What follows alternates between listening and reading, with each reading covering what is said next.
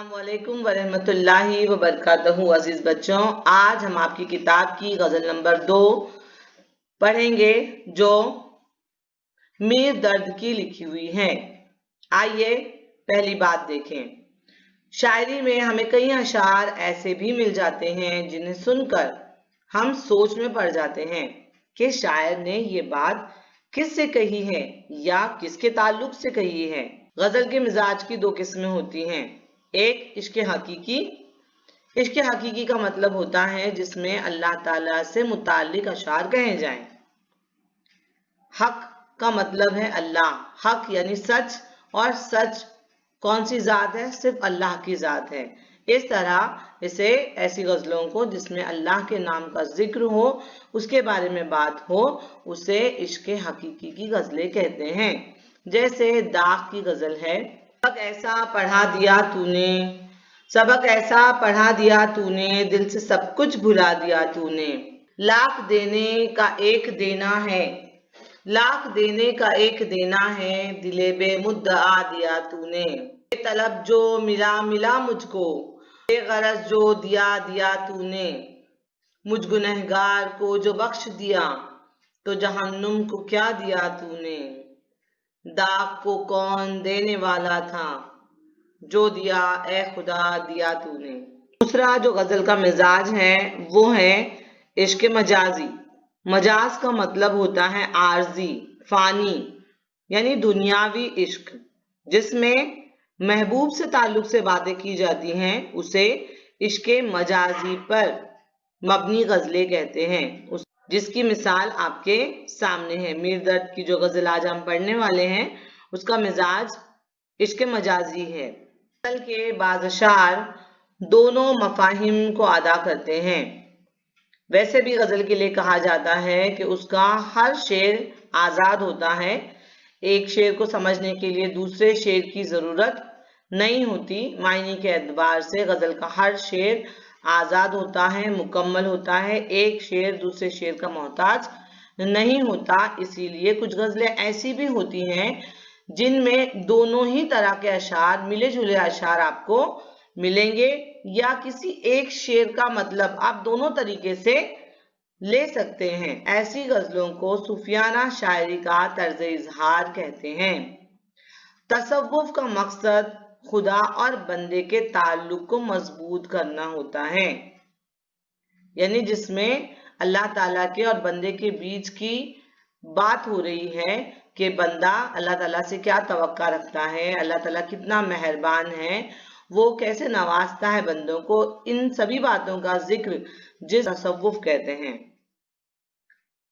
तसव्वुफ का एक मकाम ये भी होता है शायरी में, जिसमें शायर जो है कभी कभी मायूसी की हालत में अल्लाह ताला के होने पर ही सवाल या निशान लगा देता है। जैसे गालिब का शेर है, मुझको मालूम है जन्नत की हकीकत लेकिन, मुझको मालूम है जन्नत की हकीकत लेकिन, दिल को बहलाने के लिए गालिब ये ख्याल अच्छा है। यानी यहाँ पर शायर जो है सीधे सीधे जन्नत है या नहीं, इस तरह का सवाल खड़ा कर रहे हैं। लेकिन आगे गालिब ने इस तरह भी लिखा है कि काबा किस मुंह से जाओगे गालिब, शर्म तुमको मगर नहीं आती। खैर चलिए, ये तसव्वुफ के रंग हैं। और मीर दर्द जिसकी गजल आप पढ़ने वाले हैं आज, उनकी गजल के भी अक्सर अशार में आप तसव्वुफ के रंग देखेंगे। चलिए जान पहचान के जरिए मीर दर्द को समझने की कोशिश करते हैं। मीर दर्द का नाम सैयद ख्वाजा मीर था। वो 1721 में दिल्ली में पैदा हुए। उनकी परवरिश मजहबी माहौल में हुई थी। दर्द ने अरबी और फारसी की तालीम हासिल की। वो जवानी ही में दरवेशी इख्तियार कर चुके थे, यानी दुनिया से दूरी इख्तियार कर ली थी उन्होंने। फिक्र ख्याल और सीरत अमल के एतबार से उनकी जिंदगी पाकीज़गी की मिसाल थी। सूफियाना शायरी में दर्द का एक मुमताज मुकाम है। उनके उर्दू दीवान में तकरीबन 1500 अशार मिलते हैं। उनके कलाम में सादगी और रवानी के साथ पाकीज़गी भी पाई जाती है। 1785 में उनका इंतकाल हुआ। चलिए अब एक बार गजल पढ़ते हैं।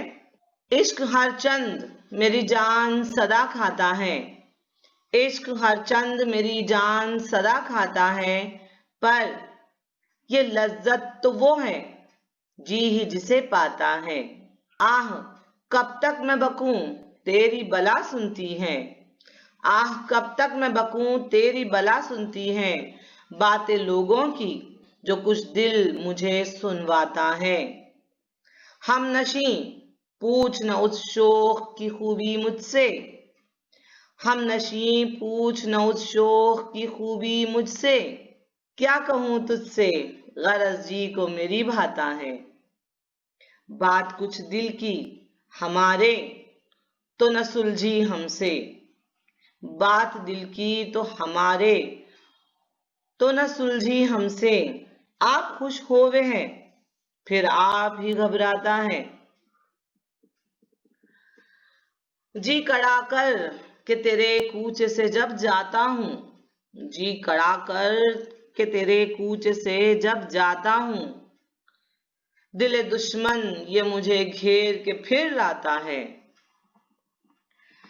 दर्द की कद्र मेरे यार समझना वल्लाह, दर्द की कद्र मेरे यार समझना वल्लाह, ऐसा आजाद तेरे दाम में यूं आता है। गजल की तारीफ पर एक नजर डालते हैं। गजल के मायने होते हैं सिन्फ नाजुक से गुफ्तगू करना। रिवायती गजल गजल की इस तारीफ पर पूरी तरह से खरी उतरती है।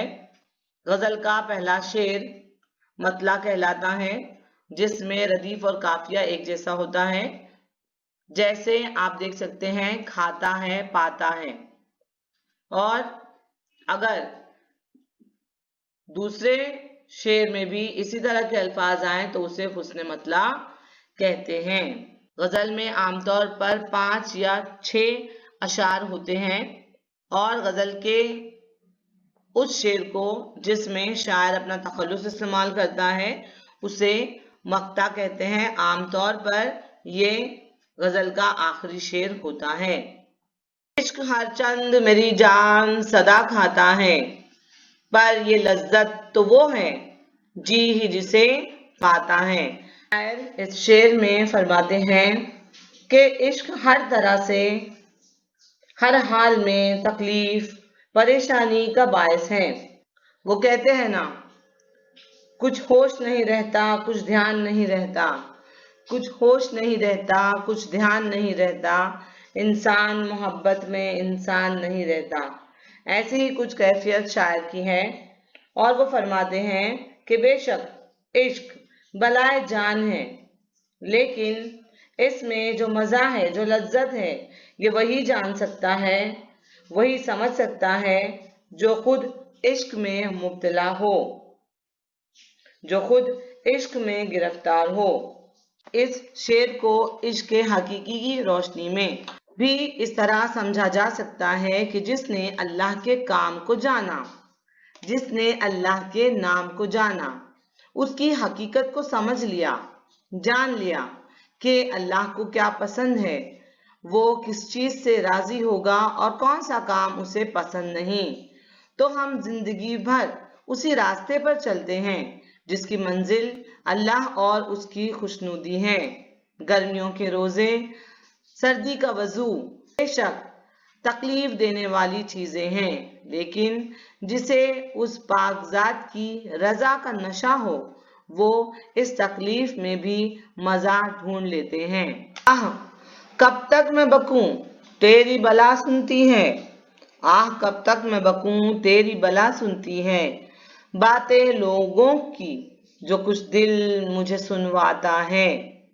यानी शायद ये कहना चाहते हैं कि मुझ पर जो मोहब्बत में बीती है और मोहब्बत में मुब्तला होने की वजह से जो लोगों से मैं बातें सुनता हूँ, जो मेरे दिल पर बीतती है, लोग जो मुझे बदनाम करते हैं, मेरे जज्बात का मजाक उड़ाते हैं, जो मुझ पर बीत रही है वो मैं तुझे सुनाना चाहता हूँ, लेकिन अफसोस कि मैं कब तक बकता रहूं, اے دوست تو میری باتوں پر بالکل بھی کان نہیں دھرتا.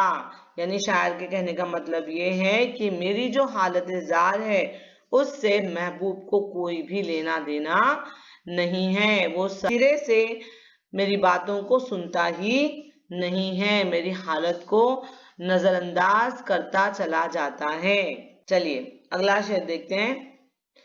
ہم نشیں پوچھ نہ اس شوق کی خوبی مجھ سے، ہم نشیں پوچھ نہ اس شوق کی خوبی مجھ سے، کیا کہوں تجھ سے غرض جی کو میرے بھاتا ہے. اس شعر میں شاعر اپنے محبوب کی تعریف کرنے پر آمادہ ہیں اور اپنے دوست سے، اپنے ہمنشیں سے، اپنے ساتھی سے کہتے ہیں کہ اے دوست مجھ سے نہ پوچھ، مجھ سے مت پوچھ کہ میں کیا تعریف کروں اپنے اس شوق کی، یعنی اپنے اس حسین کی، اپنی اس حسینہ کی میں کیا خوبیاں بیان کروں، مجھ سے نہ پوچھ.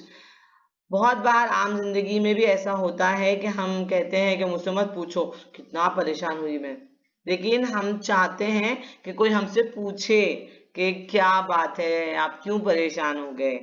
اسی طرح کا یہ مصرع ہے. شاعر کہتے ہیں کہ اے دوست مجھ سے نہ پوچھ، میں اپنے دوست کی کیا کیا تعریف کروں، کیا کیا خوبیاں بیان کروں. خیر کہنے کی بات تو یہ ہے کہ میرے جی کو وہ بہت بھلا معلوم ہوتا ہے، مجھے وہ بہت اچھا لگتا ہے. چلیے اگلے شعر کی طرف بڑھتے ہیں. بات کچھ دل کی ہمارے تو نہ سلجھی ہم سے، بات کچھ دل کی ہمارے تو نہ سلجھی ہم سے، آپ خوش ہوئے ہیں پھر آپ ہی گھبراتا ہے.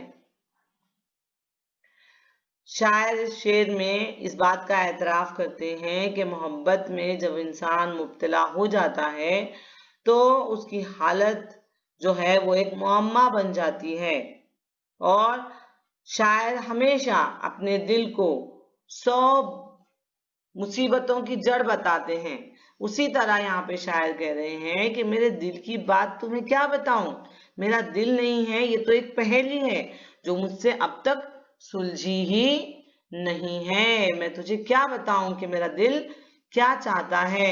کبھی معمولی سی بات پر خوش ہو جاتا ہے اور بلیوں اچھلنے لگتا ہے، میری خوشی کا کوئی ٹھکانہ نہیں رہتا، اور کبھی کبھی ایسا ہوتا ہے کہ میرا دل بے وجہ ہی گھبرانے لگتا ہے. یہ اگلے شعر کی طرف بڑھتے ہیں. جی کڑا کر کے تیرے کوچ سے جب جاتا ہوں، دل دشمن یہ مجھے گھیر کے پھر لاتا ہے.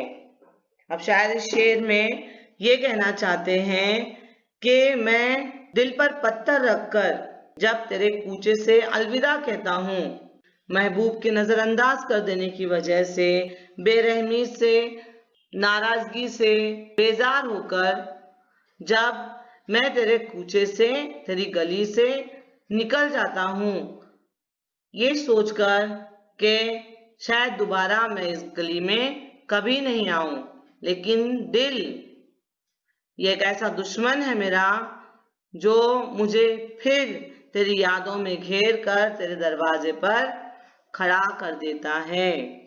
جیسے ایک شعر مجھے یاد آ رہا ہے. ایک مدت سے تیری رہ گزر پہ بیٹھے ہیں، ایک مدت سے تیری رہ گزر پہ بیٹھے ہیں، پوچھ تو لے ظالم کے مدعا کیا ہے.